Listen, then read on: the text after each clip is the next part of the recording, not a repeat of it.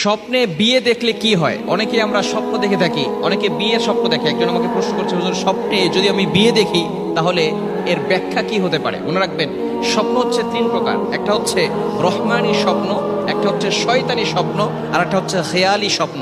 রহমানি স্বপ্ন মানে হচ্ছে আল্লাহর পক্ষ থেকে যে স্বপ্নগুলো আসে, ভালো স্বপ্নগুলো সেটা আল্লাহর পক্ষ থেকে আসে। খারাপ স্বপ্ন এটা শয়তানের পক্ষ থেকে আসে। আর একটা হচ্ছে খেয়ালি স্বপ্ন, আপনি সারাদিন যেটা চিন্তা করছেন এটাই আপনার স্বপ্নে বাস্তবায়িত হবে, অর্থাৎ স্বপ্নে আপনি সেটাই দেখবেন। এজন্য এই তিন ধরনের স্বপ্ন হয়। বিশেষ করে শেষ রাতে যে স্বপ্নগুলো দেখা হয় এগুলো তার উপরে প্রভাব পড়ার একটা আলামত থাকে। আমরা দিনের বেলা যে স্বপ্ন দেখি তার প্রভাব কিন্তু মানুষের উপরে সাধারণত পড়ে না। যদি কোনো ব্যক্তি নিজের বিয়ের স্বপ্ন দেখে যে সে নিজে বিয়ে করতেছে, তাহলে এর দ্বারা ভয় পাওয়ার কোনো কারণ নাই। আল্লাহ পাক রব্বুল আলামিন অতি শীঘ্রই তাকে সম্পদের মালিক বানাবেন, বলেন সুবহানাল্লাহ। আল্লাহ তাআলা অতি শীঘ্রই তাকে সম্পদের মালিক বানিয়ে দিবেন।